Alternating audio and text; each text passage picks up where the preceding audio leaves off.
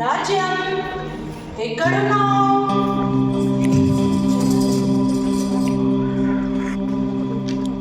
వంటింట్లో ఉన్నావా? ఒకసారి బయటకి రా. ఎందుకు అంతలా భయపడుతున్నావు? ఈ రోజు నుండి ఇంట్లో నువ్వు స్వేచ్ఛగా తిరగచ్చు. ఏమిట్రా పిచ్చి పని? ఆడవాడు వల్ల బయటికి రాకూడదు. నువ్వు హఠాత్తుగా పడిపోతే వైద్యుని పిలిపించింది రాజ్యమే నాన్న. అవునా? సరేనా, అయినా నీ ఇష్టం.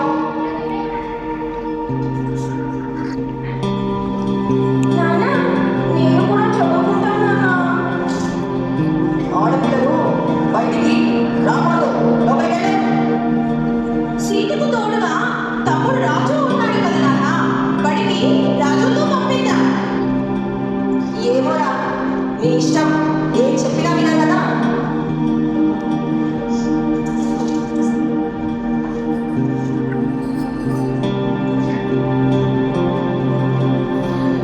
సీత మనసులో ఇలా అనుకుంటుంది. ఏమిటో నా తమ్ముడు నాకన్నా 8 ఏళ్ళు చిన్నోడు. వాడితో వెళ్ళాలంట. ఎవరిని చూసుకుంటారో ఏంటో. వంటగదికే పరిమితమా, చాకిరీకి అంకితమా? చదువు, జ్ఞానం, శ్రమ నాకు వస్తాయని మరిచారా? సంఖ్యలు తెంచుకొని సమాజంలో సగభాగమే నిలిచి చూపిస్తా.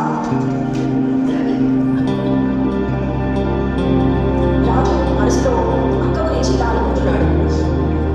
మా అక్క చదువుకోవడానికి చాలా కష్టపడింది. ఏం లాభం? అత్తారింట్లోనే ఉంటుంది. కమలా, ఏం చేస్తున్నావు? వంట చేస్తున్నానండి. ఏమిటో చెప్పండి. నువ్వు PUC వరకు చదువుకున్నావు కదా? అవునండి. ఎందుకండి అడుగుతున్నారు? మా ఆఫీసులో ఉద్యోగం ఉంది, చేస్తావా? ఓ, ఉద్యోగమే. అవును కమలా, ఇద్దరం ఉద్యోగం చేస్తే పిల్లలను బాగా చదివించవచ్చు.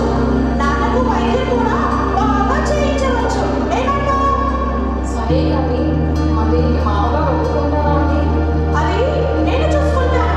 రేపటి నుండి ఇద్దరం కలిసి ఆఫీస్కి వెళ్దాం. సరేనండి.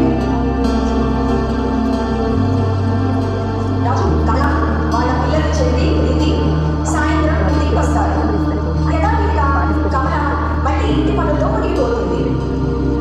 అలా అలసిపోయి పని చేస్తున్న అమ్మని చూసి చెల్లి ఇలా అనుకుంటాడు.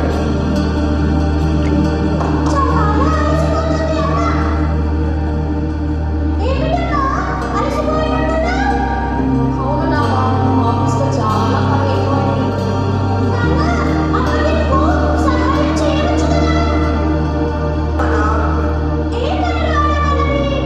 వంట చేయడం, బట్టలు ఉతకడం, ఇల్లు శుభ్రం చేయడం వంటివి.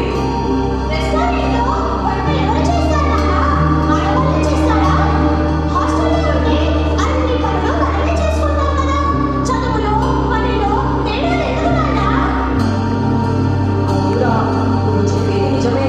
అన్ని పనులు అందరం చేయవచ్చు. సరే, ఇక నుండి అమ్మకు అందరం సహాయం చేద్దాం.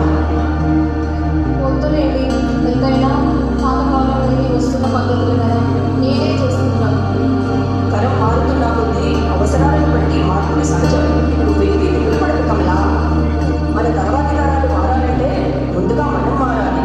అప్పటి నుండి పిల్లలకు పని, విద్యను సమానంగా ఇద్దాం. ఇంటి నుండి మొదలవ్వాలి మార్పు. ఆడ మగ అనే భేదం వీడు. ఇద్దరికీ సమాన అవకాశం ఇవ్వు. ఉన్నత సమాజాన్ని నిర్మించు.